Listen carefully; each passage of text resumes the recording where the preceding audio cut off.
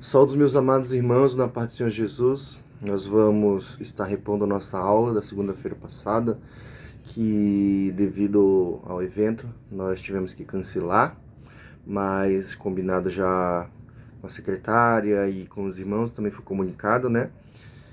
Ficou de gravar essa aula para os irmãos não perderem o conteúdo e a gente não se atrasar no processo. Então agora a gente vai estar vendo a aula de número 2 da Teologia Sistemática, 3, né? E nós vamos estar estudando o tema eclesiologia, certo? E por último nós vamos ver a escatologia. Esse é um tema muito importante, pois é um olhar da igreja para si, buscando compreender seu propósito de existência, seu objetivo, seu surgimento e o conhecimento que se tem de si mesmo, de sua essência, é fundamental e indispensável, certo? E eu não vou ser longo nesse vídeo, né? Vou buscar resumir, como não é aquela dinâmica da sala de aula, onde a gente tem ali a oportunidade de contribuir, dos irmãos fazerem perguntas, dos irmãos se expressarem suas opiniões. Então a gente vai acabar condensando um pouco o conteúdo, para que não seja uma aula muito longa, certo? Aqui no meu livro é na página 71, e os irmãos, por favor, tenham em mãos suas apostilas para acompanharem o estudo da matéria, certo? Nós começamos falando sobre a etimologia, ou seja, a palavra no original usada para o termo, o texto, a palavra eclésia, né, vai aparecer no grego, e a palavra caral, né, vai estar aparecendo no... Eu precisei dar uma pausa, por isso que deu esse travou aí. Eu precisei dar uma pausa para resolver uma coisa aqui, mas vamos dar seguimento à nossa aula, né? Como eu estava falando do hebraico, né, a palavra caral pode ser a pronúncia, né? É difícil de fazer uma transliteração perfeita, certo? E do grego a palavra eclésia, né? E essas palavras, dentro do contexto da teologia, elas são usadas direcionadamente para o sentido de assembleia do povo de Deus, né? Ou seja, reunião, grupo, uma reunião pública. Esse é o ponto fundamental da gente compreender esses vocábulos nos seus originais. Apesar de serem palavras que podem ser utilizadas em outros contextos, isso é muito importante a gente ressaltar, porque a gente escuta uma palavra eclésia e a gente pensa que essa palavra é pertinente somente ao contexto religioso, mas não é. Ela pode ser usada em outros contextos políticos, sociais, inclusive em outras religiões também.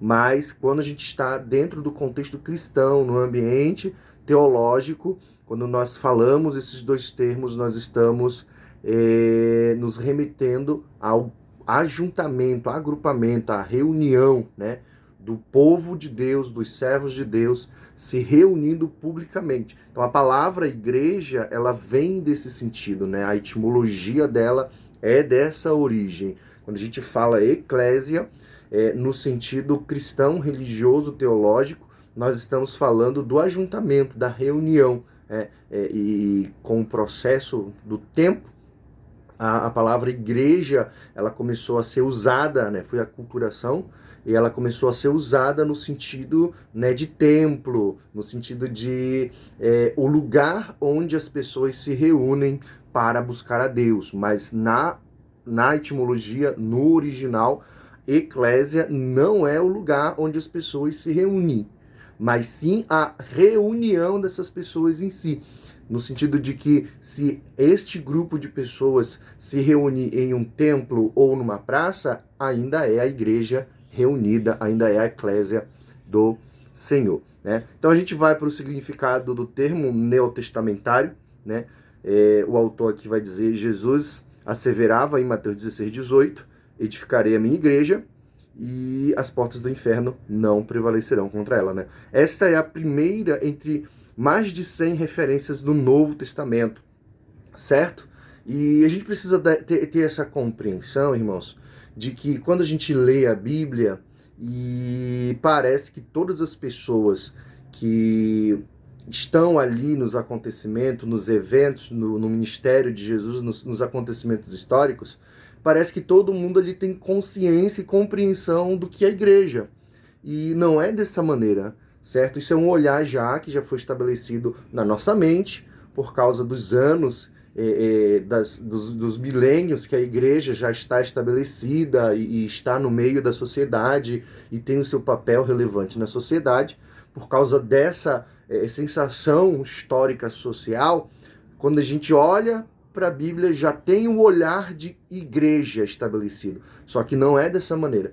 Então, quando a gente vai para Mateus 16:18, Jesus fala: edificarei a minha igreja, é a primeira vez que a palavra igreja ela é comentada na Bíblia, ela é revelada, certo? E a compreensão, e isso é muito importante, a compreensão que os discípulos têm dessa palavra não remete ao que ela significa hoje, apesar de que Cristo já estava falando da igreja no seu sentido amplo, a igreja de Jesus, certo? Mas quando os discípulos escutam edificarei a minha igreja, da boca do próprio Jesus, eles compreendem isso como apenas o agrupamento dos discípulos, certo? Mas Cristo aqui já estava revelando, certo, a fundação do novo povo de Deus, que agora vai para além da linhagem, vai para além do pertencimento de um povo, vai para além do nascimento, da ligação sanguínea. Agora é o grupo, né, que se reúne em nome de Jesus, em nome de Deus, independente de seu nascimento, independente de suas condições sociais, econômicas, financeiras. Agora esse grupo é a noiva de Cristo, certo? E essa compreensão, ela vai sendo desenvolvida paulatinamente na medida da revelação do Espírito Santo. A igreja vai se formando, certo? E ela vai dando seus fundamentos, suas definições dos seus próprios termos e compreensão da sua origem, da sua essência, certo? No Novo Testamento, a palavra é usada em dois sentidos. O primeiro, corpo místico de Cristo, certo? E o segundo, ajuntamento dos fiéis, com o objetivo de adorar a Deus, aquilo que eu já havia explicado para vocês. No primeiro caso, temos a igreja invisível, certo? Por que igreja invisível, meus irmãos? Manda um chazinho aqui. Do latim invisibilis, que não pode ser visto, evidencia o corpo formado por todos os que verdadeiramente o têm recebido como Salvador. É invisível, pois somente o Senhor Jesus pode distinguir os verdadeiros dos falsos crentes. Por que a igreja é invisível? Porque você chega na igreja, você cumprimenta, você dá a paz do Senhor, você ora pela pessoa, mas você não sabe, você não tem, nenhum ser humano tem a capacidade, né, de ter a certeza da fé do outro. Nossa limitação é em nós temos apenas a capacidade, né, dada inclusive pelo próprio Cristo, de saber da nossa fé, do quanto amamos e cremos em Cristo. Mas, irmãos, a gente pode olhar para alguém que tem uma vida de aparência piedosa por causa de boas obras, certo? E achar que essa pessoa é salva, é crente, e a gente pode estar errado sobre isso. Da mesma maneira, a gente pode olhar para o indivíduo que talvez não se vista, talvez não fale como, talvez não se comporta da maneira que a gente gostaria dentro do nosso contexto social, da igreja, e a gente pode dizer que este indivíduo não está salvo porque ele não se enquadra nos nossos padrões, certo? Mas ele não precisa se enquadrar nos nossos padrões, ele tem que se enquadrar nos padrões da Bíblia.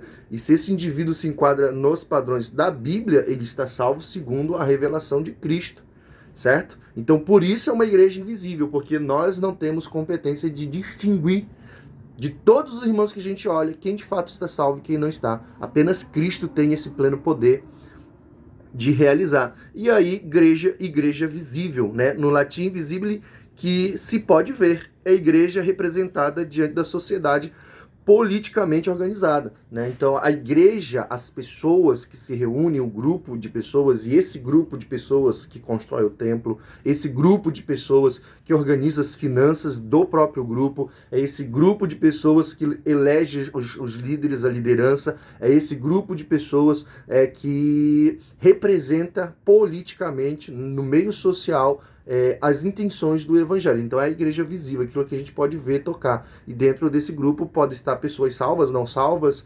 pessoas que a gente não conhece plenamente, mas que Cristo conhece, mas ela faz parte, ela está ali, ela se envolve, ela participa dos trabalhos, das obras, e ela faz parte politicamente desse meio, que é a organização da igreja, certo?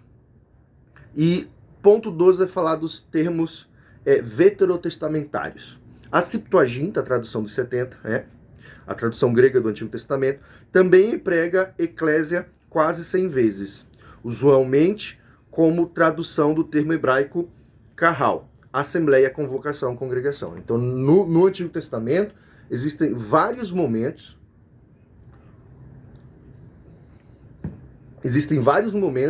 onde o povo de Deus vai se juntar, vai se reunir, certo? E lá do original, todas as vezes que o povo de Israel, né, faz algum juntamento para tomar decisões ou para fazer culto, né, a palavra kahal vai aparecer e o sentido é de assembleia, de convocação, certo? De congregação, de reunir o povo de Deus para finalidades. No Antigo Testamento, assim como no Novo, o termo às vezes se refere a uma assembleia religiosa. Nós temos esse exemplo em Números, capítulo 13, verso 3.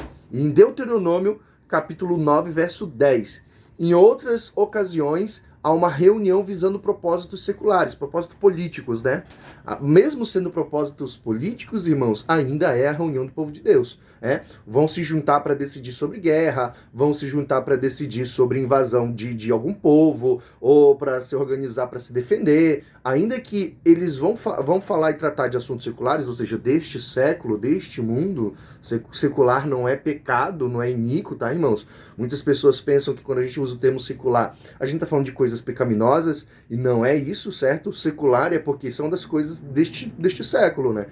As coisas que precisam ser decididas na nossa vida, que pertence a este tempo, a este século. Então, mesmo que o povo vá se reunir para tomar alguma decisão, ou sobre assuntos de guerra, ou sobre assuntos políticos, ainda assim é o povo de Deus se reunindo para fazer isso. Em Gênesis 49:6, né, Josué 20, capítulo 20, verso 2 e o 1 também, 1 Reis, capítulo 12, verso 3, né? Uma palavra hebraica com significado semelhante, kahal, é edará, né? Congregação, assembleia, agrupamento ou reunião. A origem da igreja. A igreja tem origem em Deus desde a eternidade. Quando você for dialogar com alguma pessoa e ela vai falar que a igreja foi fundada, né, que a igreja ela passou a existir apenas no Novo Testamento, não é a forma como nós vemos na nossa teologia. Nós cremos que a igreja ela já existia em Deus antes que o homem fosse criado, certo, meus irmãos? Nos círculos teológicos, a questão da origem exata da igreja no Novo Testamento tem sido alvo de muitos debates. Alguns têm adotado uma abordagem bastante ampla e sugerem que a igreja existe desde o início da raça humana, incluindo todas as pessoas que já exerceram fé nas promessas de Deus, a partir de Adão e Eva, né? Então, a visão que nós temos em relação da origem, do surgimento da igreja, é essa perspectiva de que desde Abel, o primeiro ali que vai adorar, que vai sacrificar, ali a igreja já está presente, certo? Porque essa é a ideia da igreja, é a junção, a reunião de todos os servos de Deus. Dando continuidade, eu precisei fazer outra pausa, irmãos. Sobre essa questão da origem da igreja, existem outras teorias, né? Primeiro, né, há também a corrente dos que acreditam que a igreja foi fundada quando Cristo começou publicamente seu ministério. Sobejam os pontos de vista, inclusive os de alguns ultra-dispensacionalistas que acreditam não ter a igreja começado realmente antes do ministério e viagem missionária do apóstolo Paulo, né?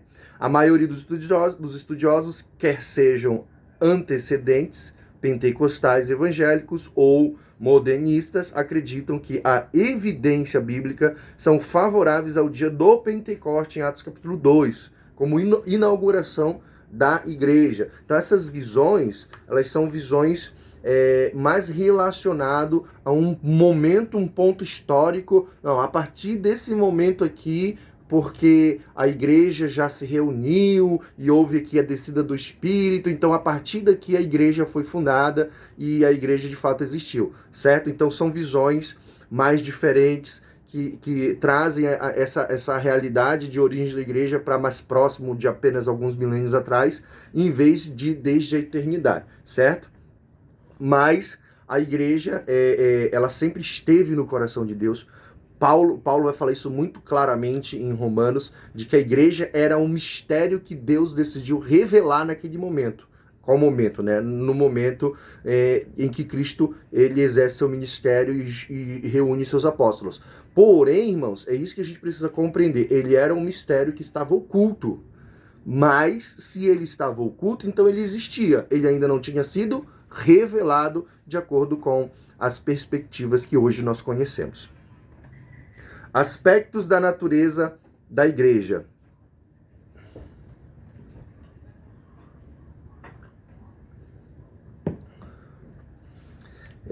Primeiro ponto.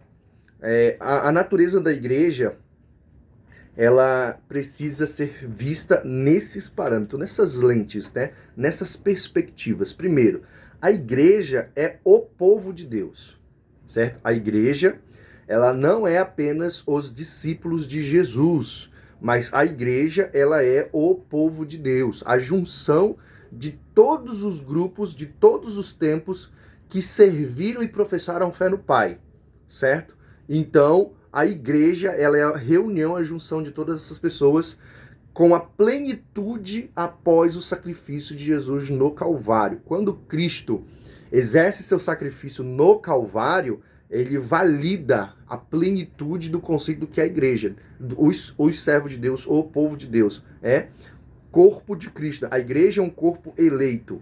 Isso não significa que Deus tem arbitrariamente escolhido uns para a salvação e outros para a condenação eterna. O povo de Deus é chamado eleito no Novo Testamento porque Deus tem escolhido a igreja para fazer sua obra nesta era por meio do Espírito Santo.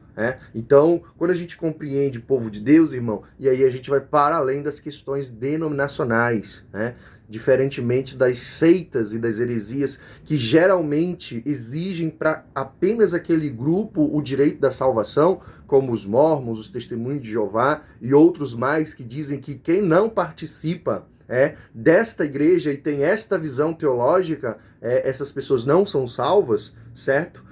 A perspectiva do povo de Deus, não. A perspectiva do povo de Deus é a igreja de Jesus, são todas as pessoas que creem no Filho de Deus, independente de sua denominação. Se a salvação dependesse da denominação, não haveriam pessoas salvas no mundo, porque todas as denominações existentes em toda a história da humanidade cometeram erros. As denominações cometeram erros, políticos, sociais, teológicos, de hábito, de cultura, de tradições humanas que foram se inserindo naquelas denominações. Isso é um processo que se repete, irmãos, desde a igreja de Jerusalém até nos dias de hoje, em todas as denominações. Então, a salvação, ela não depende da denominação. Por mais que o indivíduo esteja em uma denominação, mas a fé dele é verdadeira em Cristo, essa pessoa ainda será salva. Que não depende se ela está em uma igreja que nós olhamos e vemos erros teológicos gravíssimos, como teologia da prosperidade, como idolatria. Independente disso, se aquele indivíduo recebeu a revelação da palavra e crê e professa, contrariando inclusive a sua denominação, este indivíduo está salvo, certo? E esse povo, estes indivíduos, independente das suas denominações, esse é o povo de Deus. Não é apenas a Assembleia, ou a Batista, ou a Presbiteriana. Não. São as pessoas que fazem parte dessas comunidades, mas que têm sua fé plena em Cristo e compreendem que são salvos somente por causa do sacrifício de Jesus. Essas pessoas são o povo de Deus.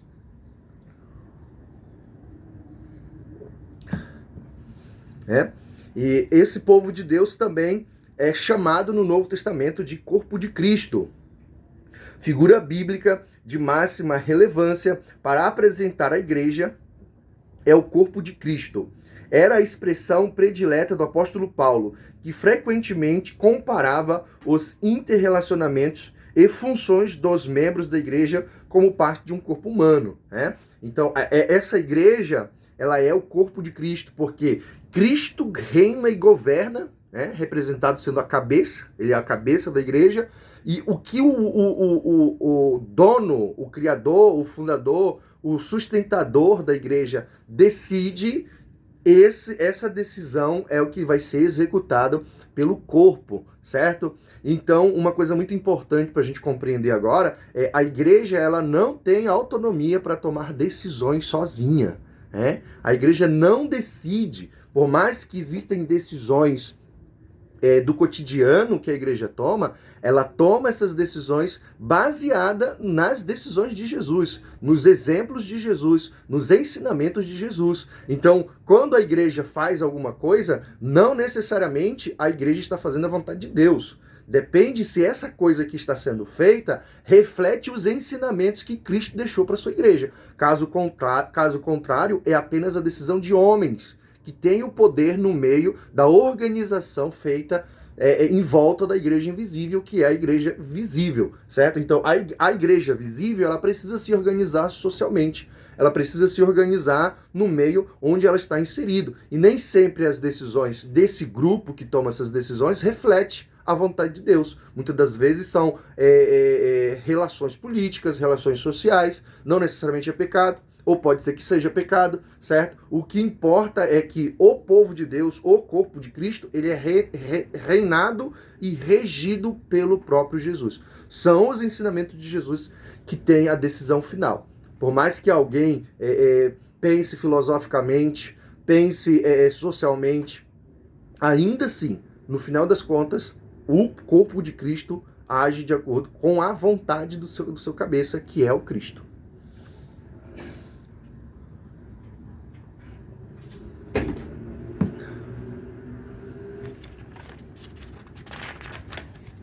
Dando seguimento, irmãos. E uma terceira forma de nós compreendermos isso do aspecto do povo de Deus é a igreja sendo o templo do Espírito Santo. Outra figura muito significativa da igreja no Novo Testamento é o templo do Espírito Santo. Então a igreja, as pessoas salvas, certo? As pessoas salvas, elas são a morada do Espírito Santo. Cristo deixa isso muito claro no Evangelho de João, se não me falha a memória, no capítulo 18, que ele enviaria o outro Consolador. E esse Consolador é o Espírito Santo, capítulo 14 talvez.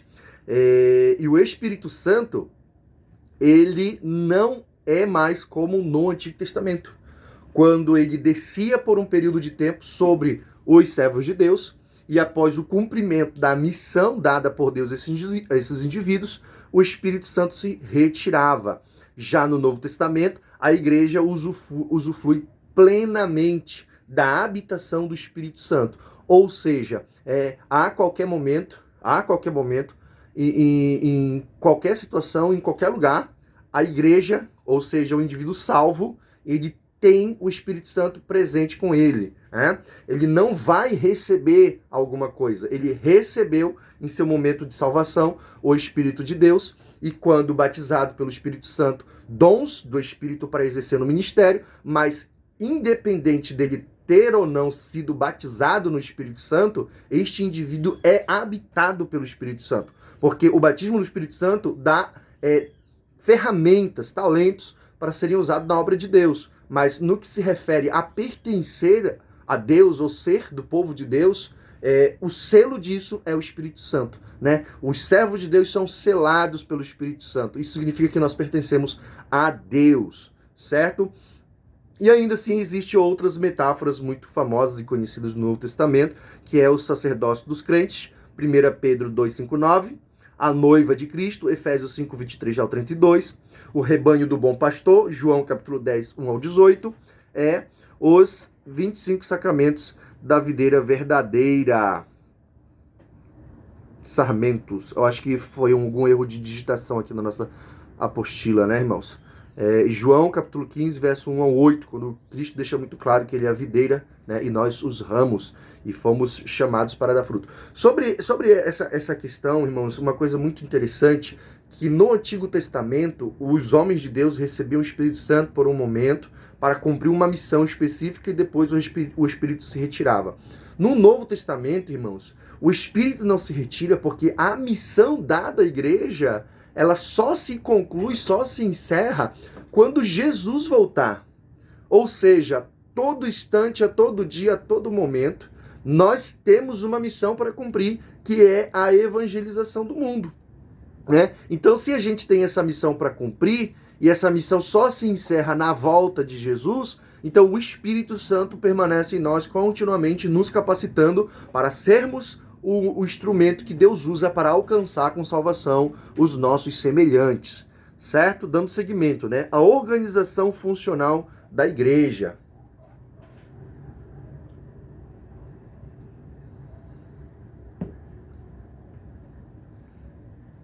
Primeiro, a igreja como organismo espiritual, né? Trata-se de um organismo espiritual vívido. As escrituras empregam diversos símbolos com o intuito de descrever a natureza, caráter e missão da igreja. A igreja como organismo é a constituição do corpo de Cristo. A igreja como organismo é algo que possui e gera vida, certo? Então, a igreja enquanto organismo espiritual se retrata da igreja que eu falei invisível, né? A igreja que tem o seu propósito de existência, a igreja que tem os seus instrumentos de serviço, a igreja que tem sua estrutura, né, para se manter, né? Cristo nos dá o Espírito Santo para que o Espírito Santo sustente, dê manutenção para a igreja, para que a igreja tenha a estrutura necessária para continuar e prosseguir, né? E a igreja como organização, né? Enquanto organismo, a igreja é invisível e atua aonde há um crente salvo, certo? E enquanto organização, ela é uma estrutura limitada dentro do meio social. Essa estrutura pode ser dividida em três partes, que são, primeiro, a organização administrativa da igreja, né? Ela necessita de pessoas nos vários órgãos funcionais da igreja local. Organização funcional da igreja refere-se à administração dos recursos materiais e humanos de que ela dispõe, para que não haja interrupções no seu crescimento quantitativo e qualitativo, né? Ou seja, é a igreja que sabe que vai ser feito o culto, precisa de alguém para dirigir, precisa de alguém que cante, precisa de alguém que pregue, precisa de alguém que receba os visitantes, os irmãos lá na porta da igreja. Então ela é uma organização, ela se organiza para o seu funcionamento real, dos seus eventos, certo? Segundo, organização ministerial da igreja. Esta forma de organização diz respeito ao governo da igreja local, através de homens vocacionados e capacitados por Deus para o exercício do santo ministério eclesiástico. Ao longo da trajetória da igreja, temos várias formas de governo eclesiástico: local, distrital, regional e nacional. Por meio do Novo Testamento, verificamos que a autoridade administrativa e espiritual da igreja local é competência do pastor. Todos os demais cargos e funções submetem-se à autoridade pastoral. Na igreja também há cargos de caráter espiritual, conforme expõem as Escrituras Sagradas. Efésios 4:11 vai dizer: apóstolos, profetas, evangelistas, pastores e mestres.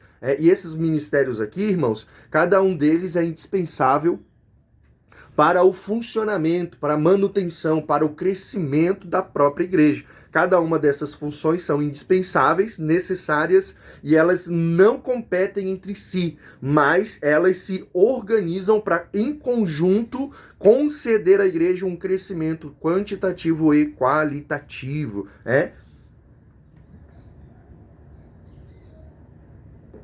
Então a gente observa que existe uma comunicação na liderança, na congregação.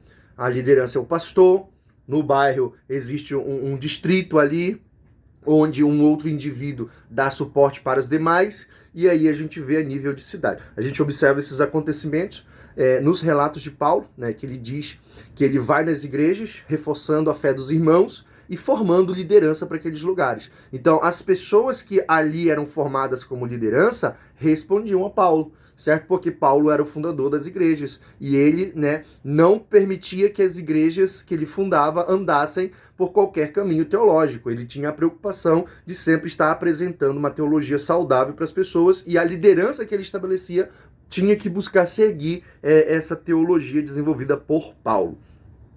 E nosso terceiro ponto vai falar sobre a organização espiritual da igreja. Essa organização refere essencialmente à sua liturgia. Trata-se da ministração do culto, da adoração coletiva, das ordenanças deixadas por Jesus, como a ceia do Senhor e o batismo em águas. Mesmo que não haja uma forma prescrita e específica da liturgia dos cultos, devemos primar em manter os princípios ensinados por Jesus, no sentido de promover a comunhão com Deus e com os irmãos. Na realização do culto, deve-se evitar tanto o formalismo, que engessa a liberdade da adoração a Deus, em espírito e em verdade, de acordo com João capítulo 4, versículo 23 e 24, quanto a espontaneidade individual sem limite, que vulgariza e profana o culto racional que devemos prestar continuamente a Deus. Ou seja, irmãos, nós montamos um desenvolvimento de culto, né? Nós temos ali a oração inicial, a leitura inicial, oficial, perdão, a leitura oficial, as oportunidades dadas para os irmãos, aí depois nós temos a oferta, alguns é antes, outros é depois, e aí depois nós temos a pregação, o apelo. Essa forma de culto, ela foi estabelecida processualmente, compreendida que essa seria a melhor forma. Não é a regra, não quer dizer que tem que ser sempre assim, dessa maneira, certo, irmãos? Existem os elementos que precisam estar presentes para que de fato seja um culto. Oração, palavra, adoração. Sem esses elementos não é um culto. Mas a ordem em que esses elementos acontecem, não existe um mandamento que estabelece, certo? O que é importante é que a gente compreenda que essa organização espiritual, ela é necessária. Ela não pode ser formal ao ponto de engessar, porque quem guia o culto tem que ser o Espírito Santo.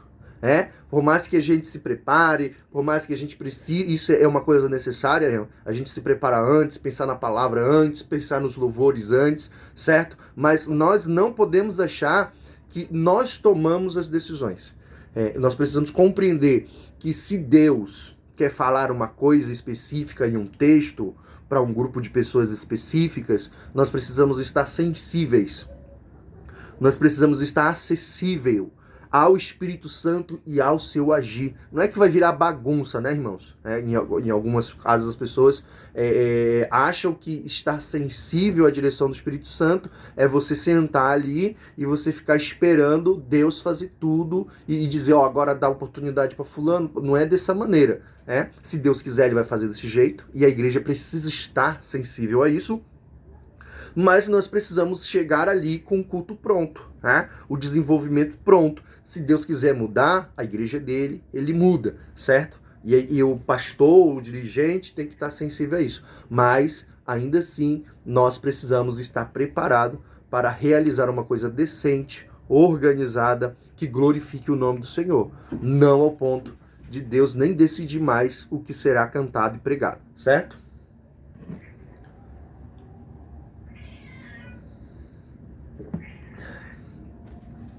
Igreja local com base no Novo Testamento. Dando seguimento aqui a nossa lição aqui. Irmãos, eu não quero ir muito longe, tá? Eu espero que pelo menos no máximo em 1 hora, ainda temos 25 minutos ainda, a gente consiga encerrar os assuntos necessários, e eu já coloco a atividade lá no grupo para os irmãos já começarem a se organizar. Trata-se de uma assembleia de pessoas que professam sua fé em Cristo, que foram batizadas e que estão organizadas com o propósito de fazer a vontade de Deus. Alguns importantes aspectos residem dessa definição, os quais são: primeiro, os que não professam sua fé em Cristo estão excluídos, pois a profissão deve ser feita. Ou seja, quem é que faz parte da congregação da igreja local? Então, é óbvio que existem algumas profissões que exigem das pessoas elas estarem mudando de lugar, né? Mas o comum é que as pessoas se estabeleçam em um lugar social. E quando essas pessoas se estabelecem em um lugar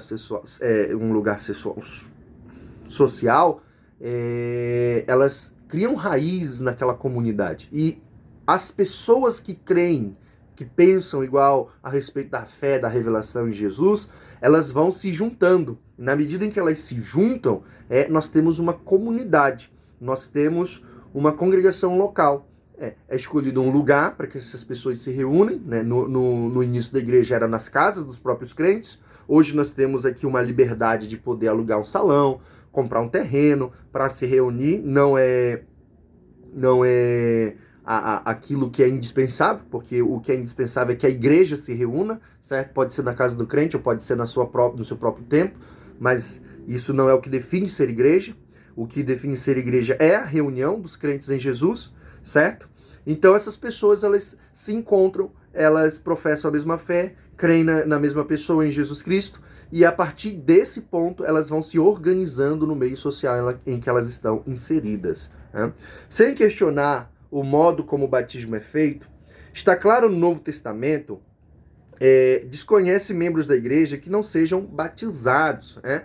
Então, nós, na Assembleia de Deus, nós temos 2 grupos das pessoas que frequentam a igreja. O grupo dos membros, que são as pessoas batizadas, e tem o grupo dos congregados, ou seja, daquelas pessoas que ainda não foram batizadas, mas frequentam a igreja, né? Por que é importante a gente ressaltar isso? Porque os congregados, eles não têm direito a voto, né? Por mais que eles frequentem aquela igreja por um longo período de tempo, é o batismo que vai fazer com que essa pessoa pertença ou não à igreja. O congregado, ele não tem um compromisso com a igreja. Ele é apenas uma pessoa que frequenta o lugar.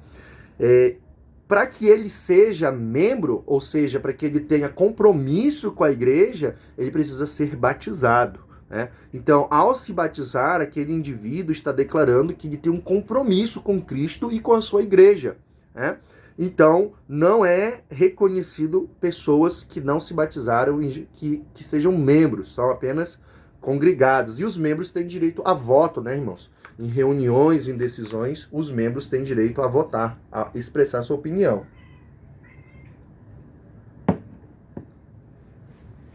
Uma igreja sempre possui algum tipo de organização.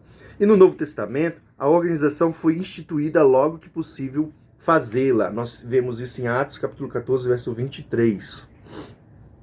Né? Ou seja, a organização que essa igreja precisa por causa do lugar onde ela está. Por exemplo, coisas do tipo a ceia.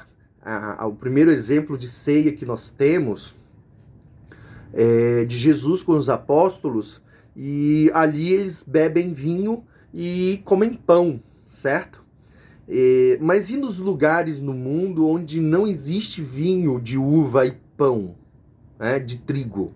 Como que a gente faria a ceia? Né? Então a igreja ela precisa pensar e se organizar. Será que tem que ser pão e vinho? Né? E aí entra para a área da discussão. Porque aquela refeição, aquela ceia, ela era cultural. Né? Jesus tomou vinho e comeu pão na Santa Ceia porque era comum naquele ambiente geográfico as pessoas tomarem vinho e comerem pão na janta, na ceia, certo? E, de acordo com a cultura em outros lugares, não é pão e vinho.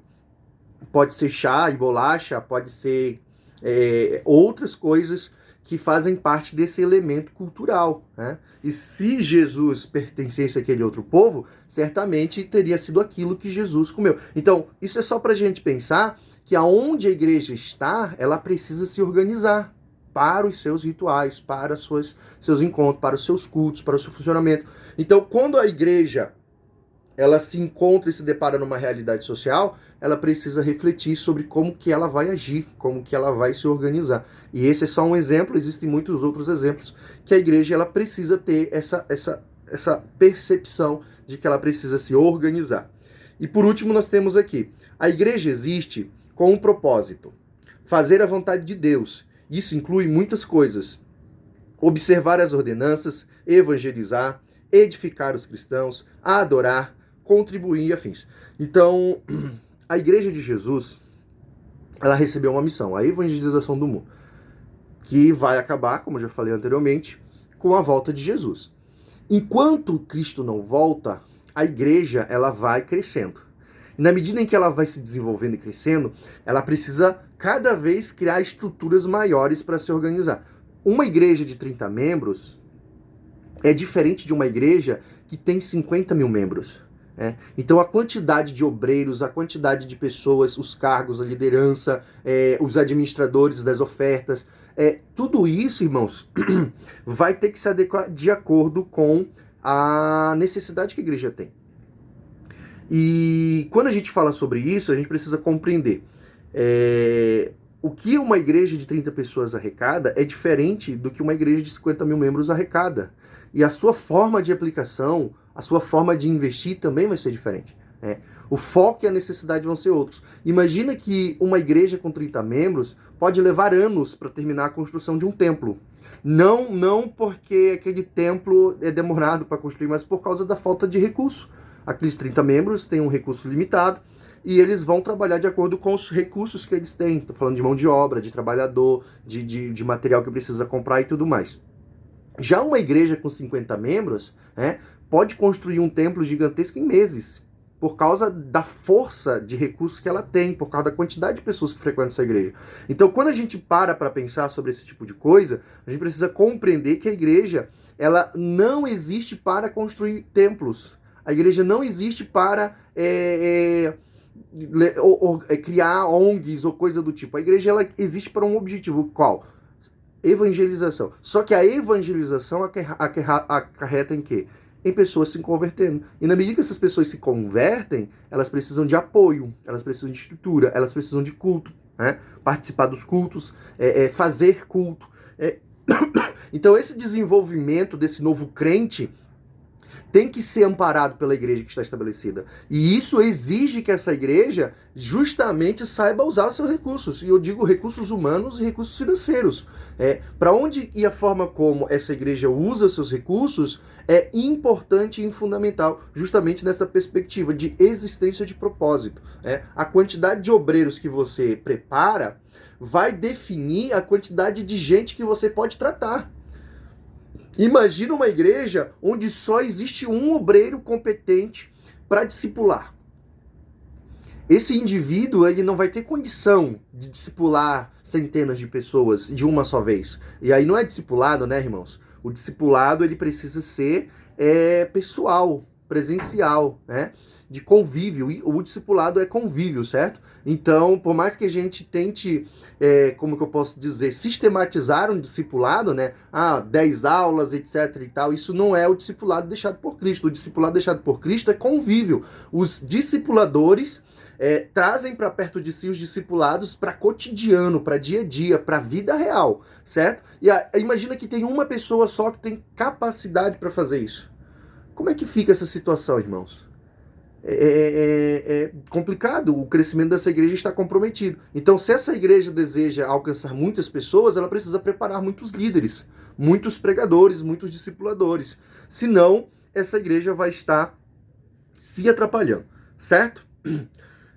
Agora a gente vai falar sobre tipos de governos da igreja.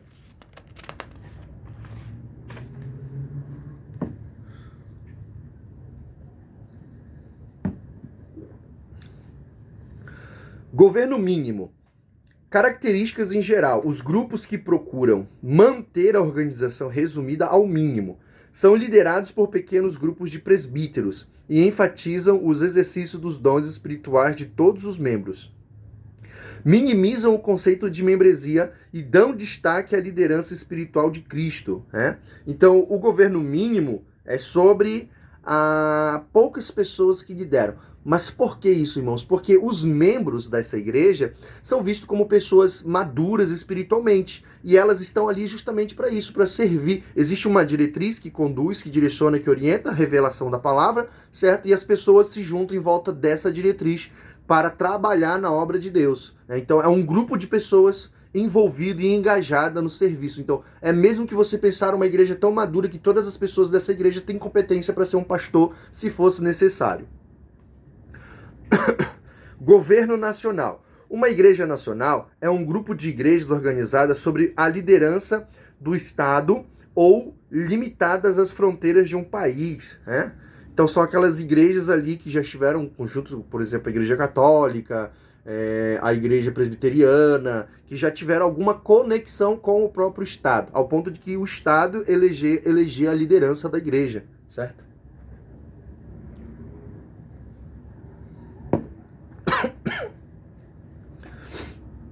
Passagens bíblicas relevantes. Os argumentos em favor de uma separação entre igreja e Estado são baseados nos seguintes textos. Mateus 22, 21, onde Cristo fez distinção entre essas duas esferas de responsabilidade, César e Cristo, certo?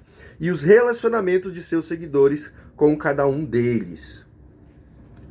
Governo hierárquico. Né? No sistema hierárquico, a parte do clero que toma as decisões está organizada em ordem ou classe de cada uma, subordinada ao seu superior. A justificativa para esse conceito de governo estão baseadas na primazia dos apóstolos, especialmente de Pedro, em uma linha ininterrupta de sucessão desde o apóstolo até os dias de hoje, né? Que no caso compreende-se, né, principalmente a Igreja Católica, compreende-se que o apóstolo Pedro recebeu uma autoridade sobre os outros apóstolos e todas as pessoas que sucedem o Pedro e são sucedidos no mesmo cargo receberam a mesma autoridade. Governo congregacional, né? Descrição. Primeiro, autoridade. Basicamente, a forma de governo congregacional entende que a autoridade maior do governo da igreja está sobre os próprios membros.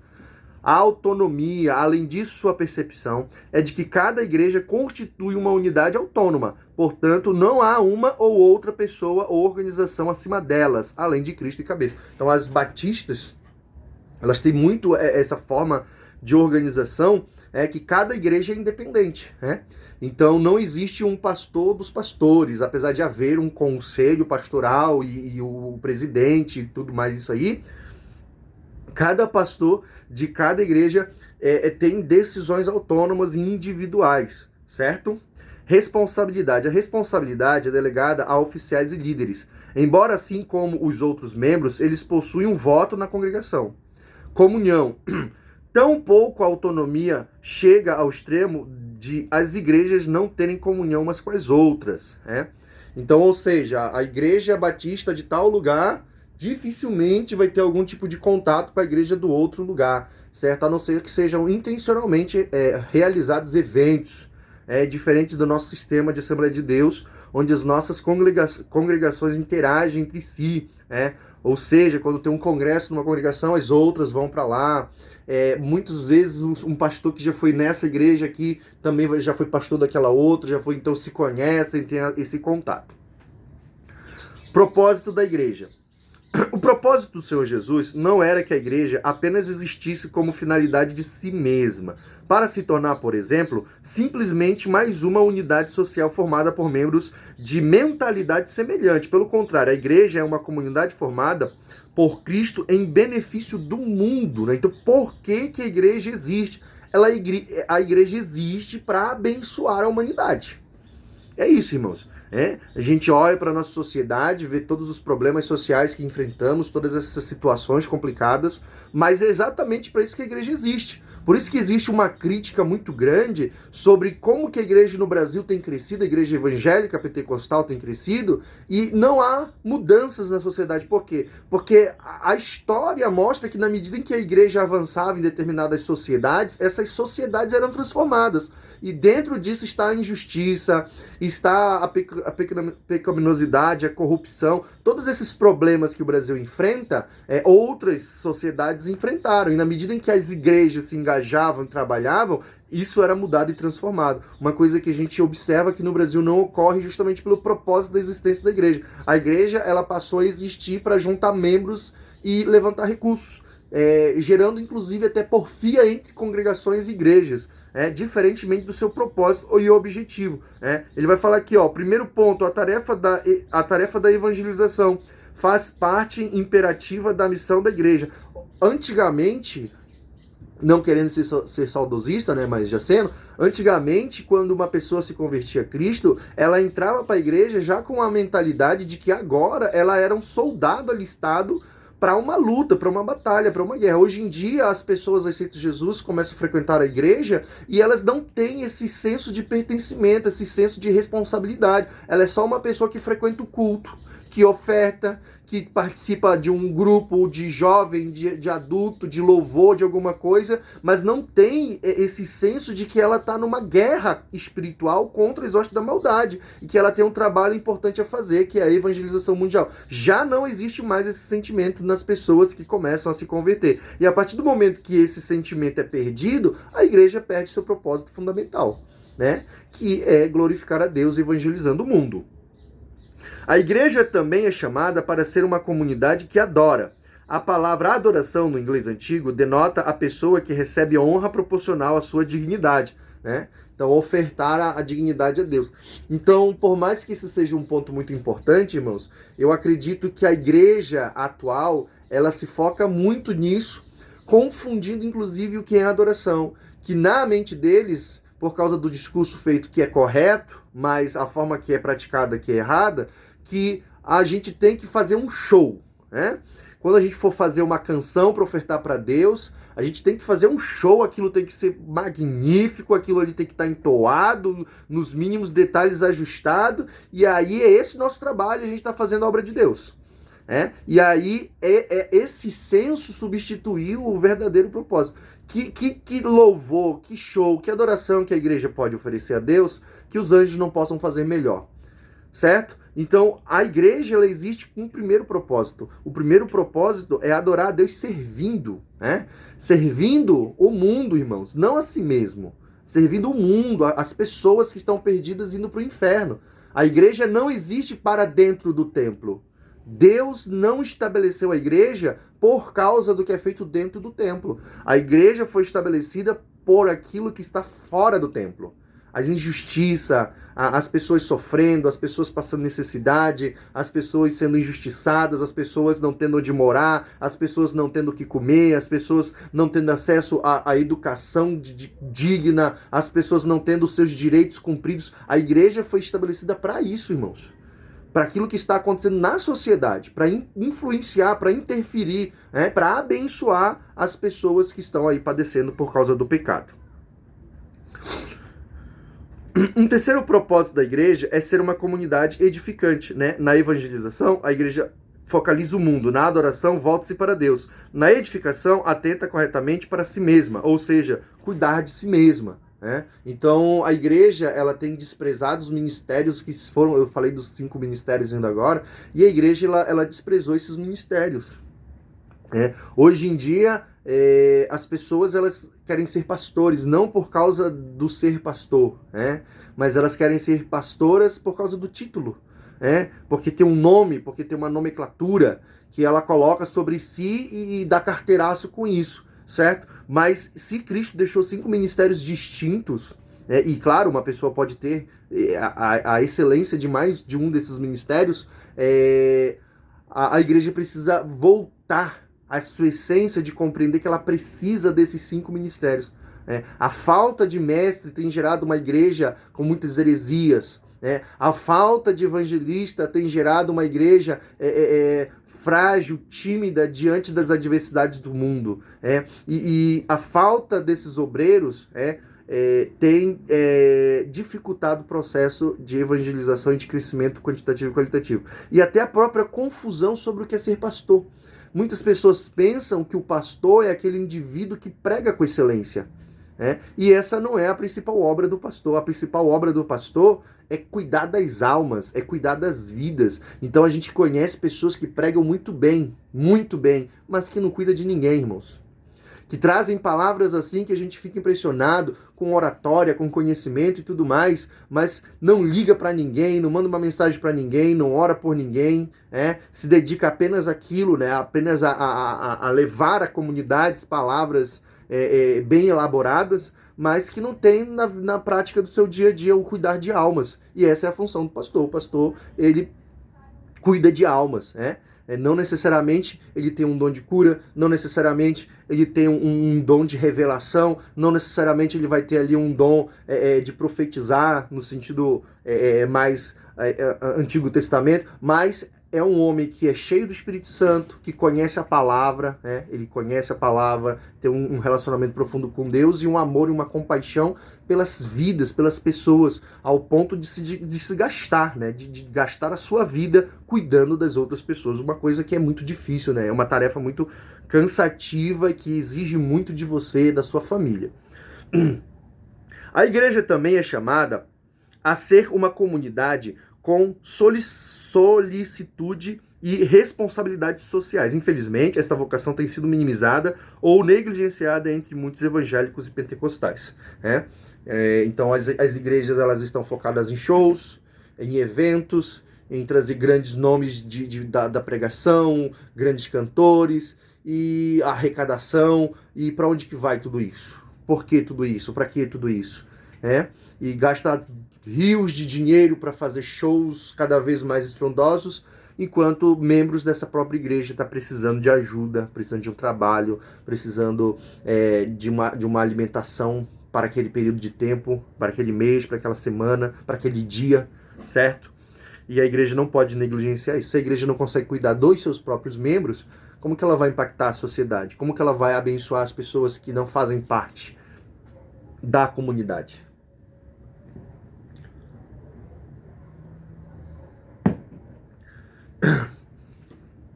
O ministério da igreja, o sacerdócio dos crentes. Uma das doutrinas mais importantes, eu vou falar sobre esse ponto aqui e a gente encerra, tá, irmãos? E a gente pode deixar perguntas e dúvidas para os meus irmãos lá para a última aula, como a gente tinha combinado, e a gente pode falar um pouco mais sobre esses assuntos. O sacerdócio dos crentes. Uma das doutrinas mais importantes ressaltadas durante a Reforma Protestante foi o sacerdócio de todos os crentes. Então, isso aqui, irmãos, é o que a gente compreende como plenitude de graça. Cada um dos fiéis tem acesso direto a Deus mediante ao sumo sacerdócio do próprio Jesus Cristo. Então, nós irmãos, buscamos nos organizar o máximo possível de acordo com como a Bíblia ensina, mas nós não podemos nos limitar, porque muitas das vezes é estabelecida uma cultura de limitação da plenitude da graça. Quando Cristo morreu na cruz, ele quebrou todas as barreiras.